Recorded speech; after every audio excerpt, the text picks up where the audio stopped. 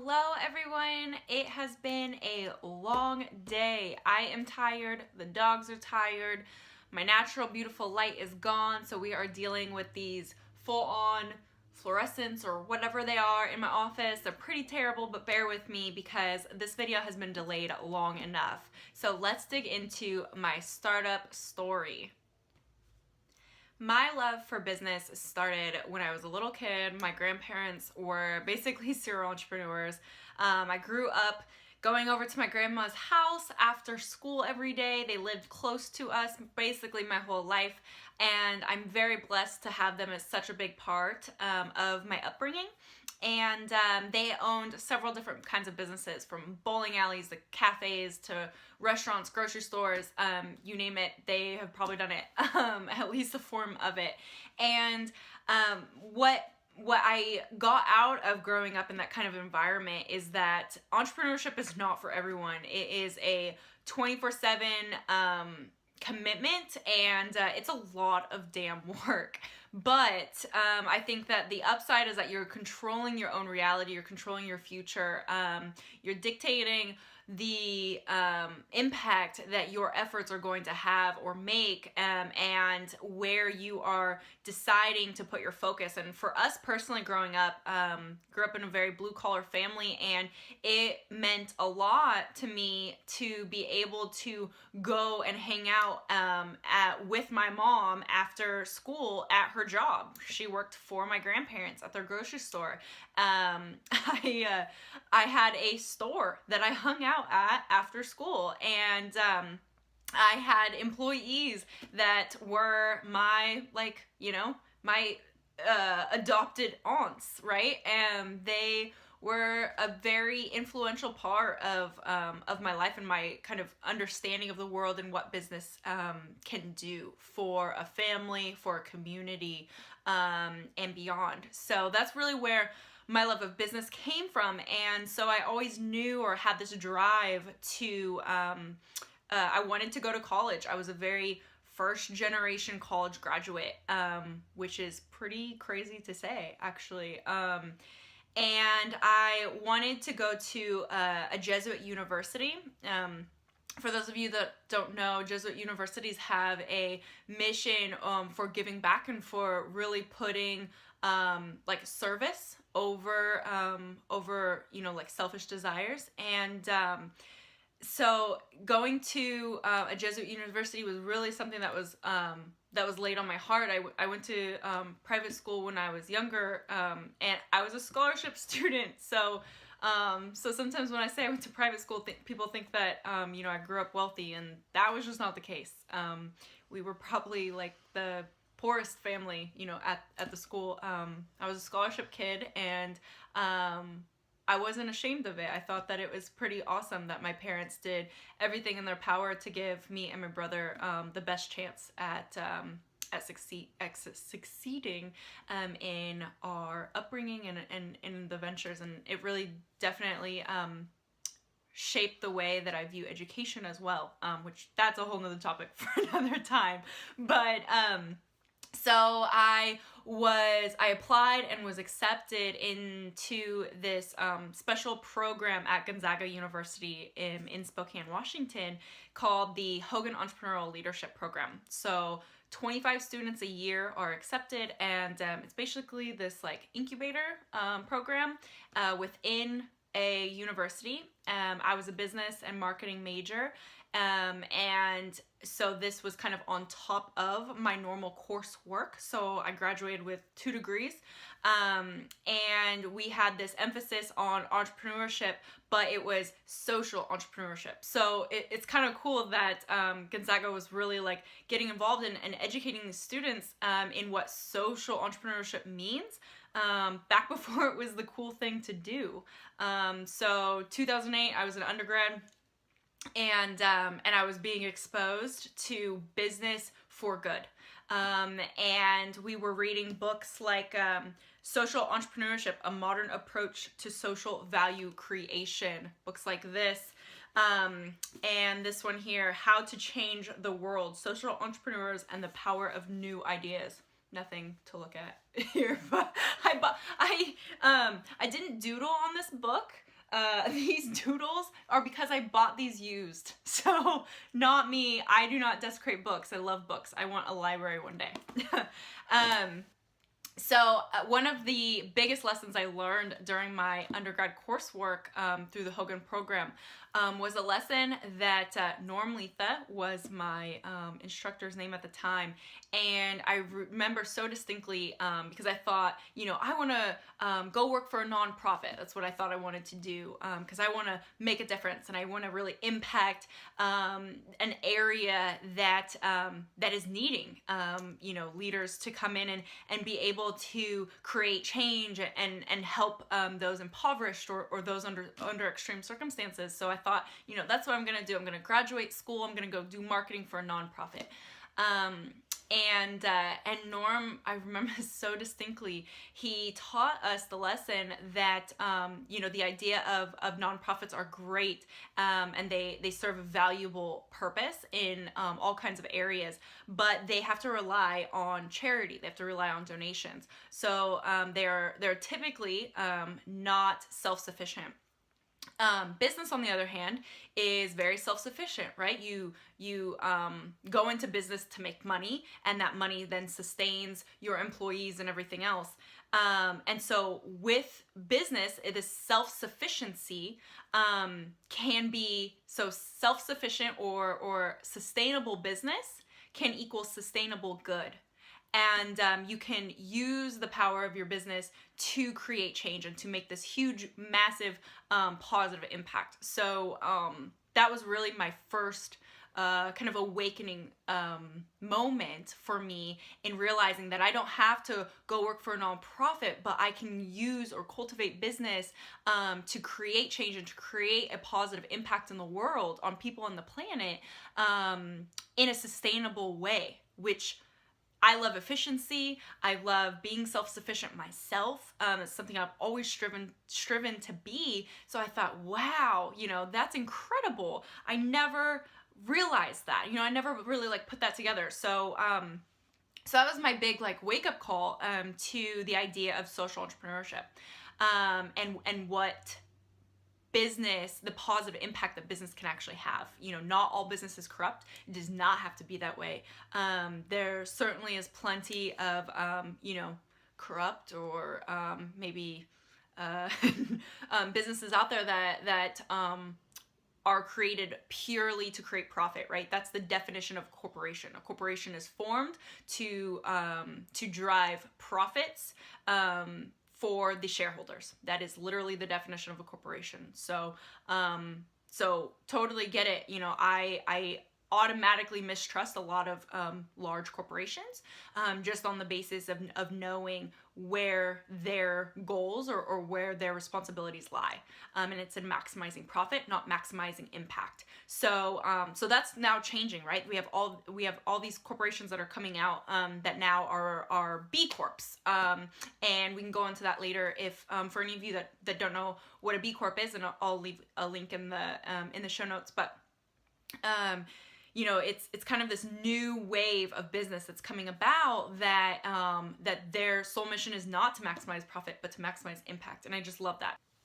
Okay, so I now understand the good that business can do, and moving on to ethical products or eco-friendly products. So the summer before my senior year of college, I got an internship at a startup that was actually founded by two graduates of Gonzaga, and they were creating this online e-commerce store that was a retailer of eco-friendly products. So I think I kind of understood what that meant at the time. I thought, okay, so, they have more bamboo baby toys, or they have cleaning products without chemicals in them, I can wrap my head around that. I know what that means.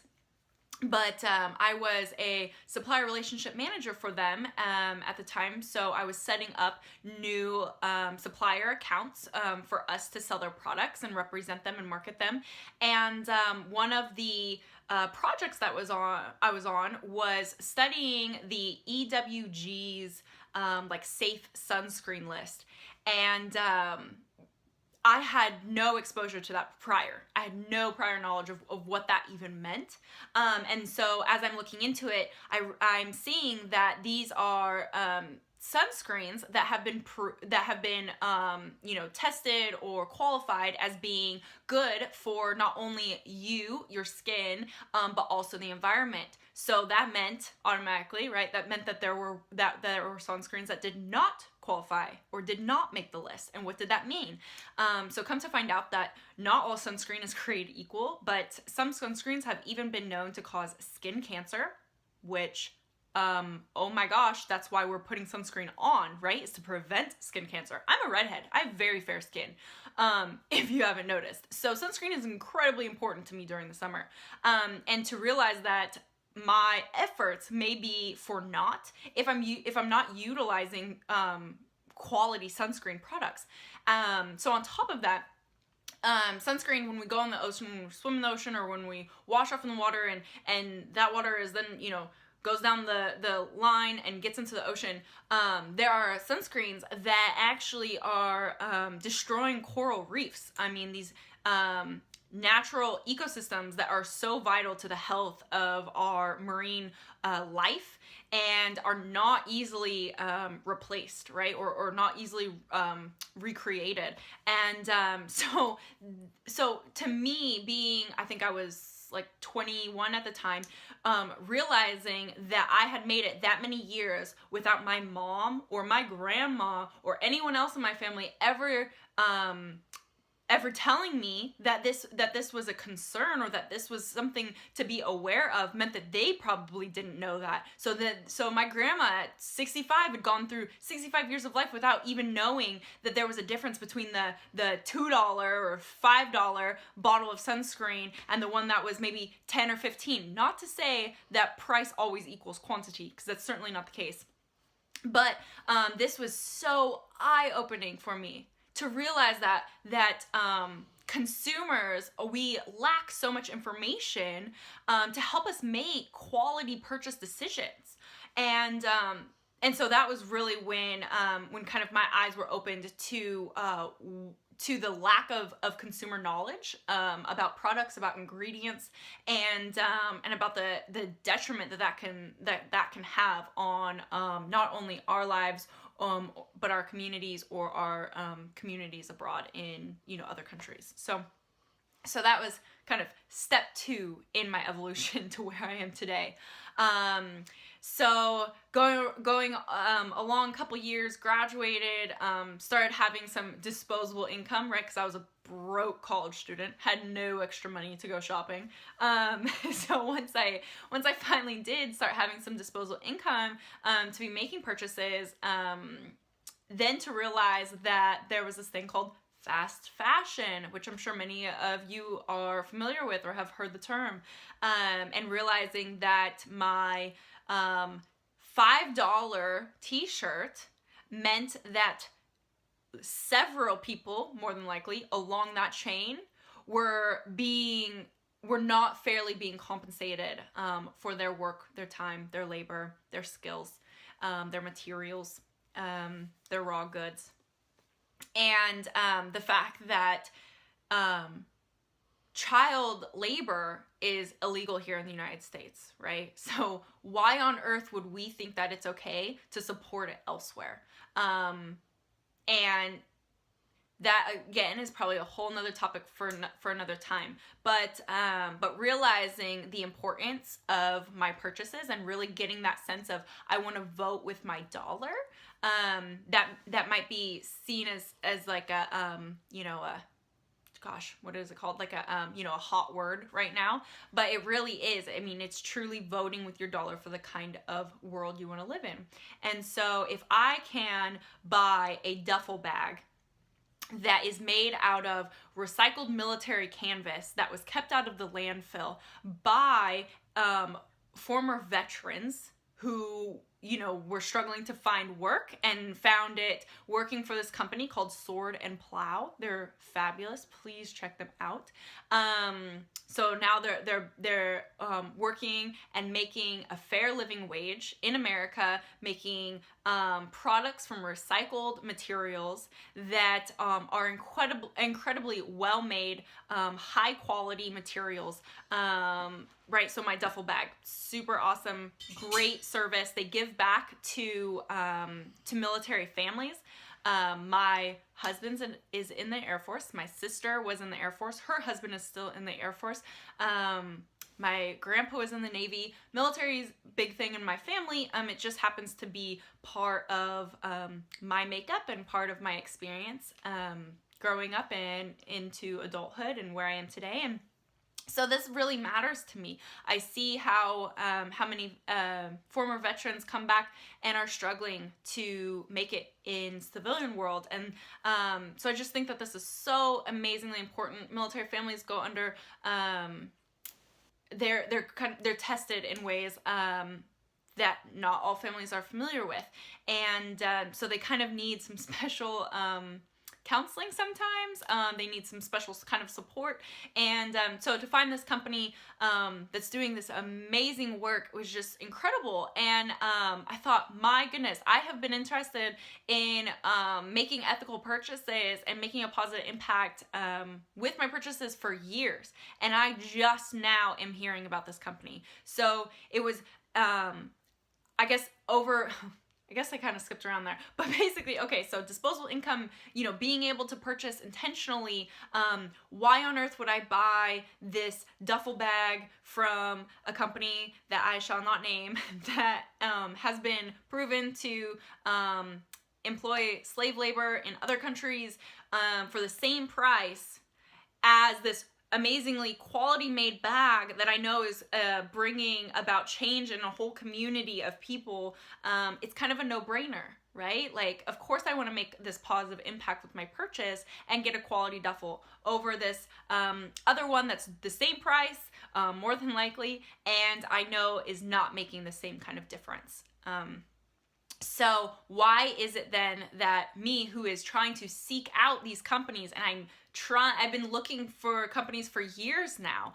I have a whole spreadsheet that I've put together of companies that sell, that sell bags, or they sell shoes, or they sell fashion, or they sell toothpaste, or whatever it may be, and they're creating some sort of, mission-driven cause around those products that they sell. I have a whole spreadsheet full of companies, and it's like it's still not convenient for me, right? I still have to try to go in and search my spreadsheet database to try to find okay, where am I gonna find booties for this upcoming season, because mine are all worn out now and I need a new pair. So this is kind of the thought process, right, in my sustainable living journey that I have gone down. So at this point, I would love to encourage more and more people to start thinking about buying more intentionally. I think it really starts with baby steps. Just making swaps, easy swaps. Okay, so I buy this, it's not making a positive impact. I can buy this, it's the same quality good, and it is making a positive impact. So sure, I can make that swap, right? I think it's kind of moving from the traditional sense of our purchasing habits in our greater society currently. It's just these gradual shifts, and then over time we kind of move along that sustainable living, or that ethical shopping journey, and we start making bigger and bigger changes. But I see so many people on Facebook or on Instagram or wherever it may be, and they're reaching out, they're saying, hey, I'm kind of realizing there's this thing called fast fashion. I don't want to support it. I want to support great causes, but where do I start? And that's such a fair question. It is. It's very overwhelming of where do I start? So I truly believe that if we are able to save people time, no one should have to spend the hours in researching companies like I have done. You know, nobody needs to be doing that. And certainly it needs to be, if one person is doing that, it should be repeatable. It shouldn't have, you know, that knowledge transfer should occur so that others don't have to spend just as much time doing the same research that's already been done. Oops, got a little bit on a rant there. So coming back full circle. Okay, so in my day job right now, I work or have been working for the last year and a half for Microsoft Research. I manage their digital content for their Microsoft Research website. So I do everything from create event pages to publish their video content to YouTube and Channel 9 and the website. We do all kinds of graphic creation for them. We've done blog posts, things like that. And so I really wanted to kind of improve upon my skill set for my current role there at Microsoft. And so I registered for a Springboard class in UX design. I highly recommend Springboard. I had a great experience with them, just quick FYI. And so in this UX design course, we had to do a capstone project in which we designed either an app or a website. And I chose an app because it was a little easier. So I had to come up with an app idea. So for me, I love to sit on the couch with my husband and watch one of our favorite TV shows, and I like to browse on my phone, right? So either social media or something. Well, sometimes I like to browse to shop. So especially for me, I love to buy gifts. That's a big thing for me and something I enjoy doing. But in my gifts, I want to make sure that I am making that positive impact, right? So there are no current apps that I can browse and shop sustainably or ethically in any sort of like easy, user-friendly way. I like minimal, simplistic design, very modern technology. I'm a big technology geek, you know, go figure, I work at Microsoft, right? Kind of comes with the territory. And so that was my app idea. I was like, okay, well, I want to create, you know, some app where I can browse all of my ethical product options for the current category that I'm looking for and have a simple checkout process and be able to buy from multiple brands. So that is where it started. So before I really went, you know, down that road, I needed to validate my idea. So I put together a survey. I just used Typeform, or you can use Google Forms or SurveyMonkey, anything like that. Put together a quick survey, got some feedback on the survey initially to make sure that I had adjusted the questions in a way that made sense. Found some questions that I had originally done were a little confusing to people, so made some tweaks, and then just posted it on my social media channels, sent some emails to people that I knew were in the community. So I basically was targeting conscious consumers. And I got over 100 survey results of conscious consumers, proclaimed, and got their feedback on kind of what their current shopping habits were, what they would be interested in changing those shopping habits, what they thought about such app idea, and what I found was really intriguing. So basically, like 98% of my search results were, after I had proposed the app idea, were huge fans, raved about it. They, you know, I had so many comments that said, I'll be your #1 best customer and things like that. So it really spoke to me that we had this huge need in the market. And no, I had not found this amazing app that was out there that I just hadn't stumbled upon yet. But simply nothing like that really existed truly in the way that I was envisioning. So, validating the idea was a resounding success. So for the class, I started down the road of creating this app. But another thing that I learned in my survey results is that still the majority of people preferred to shop on their computers, so not necessarily on their phones. So that's when I decided that that I would shift my focus a bit to make sure that that this product or this service I was creating was first available on your desktop, because that's still where most people wanted to make their purchases. So that was kind of my validation for the website or the e-commerce marketplace idea from the consumer standpoint. And then I proceeded to interview potential brands that would list their products on the site. So did several in-depth interviews with different brands, and found that they too were experiencing problems with connecting or finding consumers for their products. So what I really pinpointed was that the small to mid-size socially driven brands have very small or slim profit margins, and they have even smaller marketing budgets, right? That's kind of to be expected, because they are making this added positive impact with the sale of their products. So of course, much of their proceeds are going to be eaten up by that charity work or by that giving back donation that they're doing. So by combining efforts, I really felt that I could represent multiple brands, and we could kind of combine forces to create this really impactful marketing campaign and be able to connect with buyers that were interested in purchasing products that were making a positive impact on people and the planet, and in a more efficient way. So not only are the consumers benefiting from being able to have, one platform to browse all their options, but the brands are benefiting from the pooling of resources to be able to better market this one location altogether, rather than each individual brand trying to pay affiliate marketing or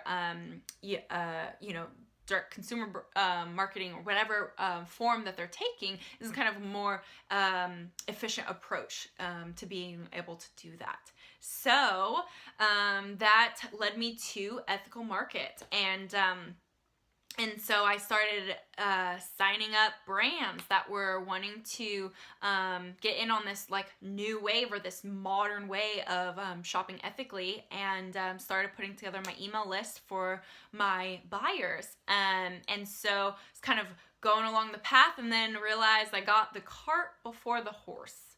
So I have never started a business completely on my own before. I have been part or worked for 3 Inc. 500 fastest growing startups in my short career already. So I definitely know what it's like to work for a startup. But as far as leading one, that's a little different, right? It has a lot more hats to wear and a lot more things to think of. So what I realized was that I needed some sort of formal agreement for my sellers to not only review but agree to or give me feedback on, and how they thought that should be changed or what have you. So I realized I really wanted to take the time to put together a well-drafted, legally approved, I guess you would call it, seller agreement. So I'm not a super big fan of lawyers. I for a few reasons, but they are very expensive as well. So I wanted to make sure that I was, going forward with this before investing in that. So through some mutual connections here in the local community, I was introduced to a lawyer in Seattle who I really connected with. I felt like he really understood my mission and respected that. He works with a lot of smaller startups, as well as socially driven ventures. So I was very encouraged and was excited to work with him. And so, you know, thought, woohoo, we're gonna get things rolling. This is really gonna happen. We're gonna launch in September. This is gonna be great. And then, bless his heart, he strongly recommended that I change my name. Now, that may sound like it's not that big of a deal, but you gotta think I have this whole platform that I have built and that is based on this name, right? That now needs to be updated. The logo needs to be changed. I need to get in touch with the designer and get something new created for me and my business. But it's also under this domain. So now I need a whole new web domain. I need a new name. I need to move my platform from one domain to another. It just did not turn out to be as simple as you would think. And I was honestly just really discouraged and really bummed. You know, I've been using the EthicalMkt name for a while. It's on all my social media handles. Is that the right term? And you know, it's my email, it's everything I use. And so, you know, part of it was just like a frustration. I was like, oh, I just want to keep making forward progress, right? I hate feeling like I'm rolling back down the hill. I want to keep going up the hill. And I was lacking creativity in coming up with a new name. I thought, God, what am I going to call it? You know, everything I came up with when I would look to see if the domain was available, it was either already taken, or some of the domains I looked at were like $25,000 just for the domain. Like, that's, to me, not a wise investment for me at this stage, right? No name is going to be that important to me right now. Like, I totally get that if you've, you know, already built your brand, but yeah, so I was really struggling with that. But we finally decided on a new name, and now we are starting to make forward momentum again. So I am excited for what is coming. I will update you guys on the new name when it is ready. I promise that will be very, very soon. We're doing some work on the branding and the logo right now, and I really want to get the messaging right and fit with my new name. So so many updates to come. We are really gonna make this thing get off the ground, and I am so excited for you guys to be here supporting this, and honestly, just to be able to share my story with you. I feel like this is something that I you know, eat, sleep, breathe every day, and I work with a small team, and so sometimes I feel like I'm in a little silo, and I just want to like shout what I'm doing from the mountaintops, but social media is really, you know, my channel to be able to do that, because I can't shout it from the mountaintops and people actually hear me. I would if I could. But yeah, so thank you guys so much, and please let me know if you have questions about any of the stages that I talked about. I will be getting into some more in depth on marketing and platforms and affiliates and all kinds of things like that in upcoming videos, but I feel like we covered a lot already today. So so thank you for listening to this, and please let me know if you have questions, if you want me to cover a topic more in depth than I did tonight. Just let me know, and I'd be happy to do so. So you guys can always reach me, Alyssa at EthicalMkt.com. Of course, as you guys now know, that will likely be changing soon, but don't worry, I will always have that email to check and forward on to whatever my new email is. It's a surprise. So thank you guys, subscribe, and please share this with anyone you think it would find this valuable. Thank you.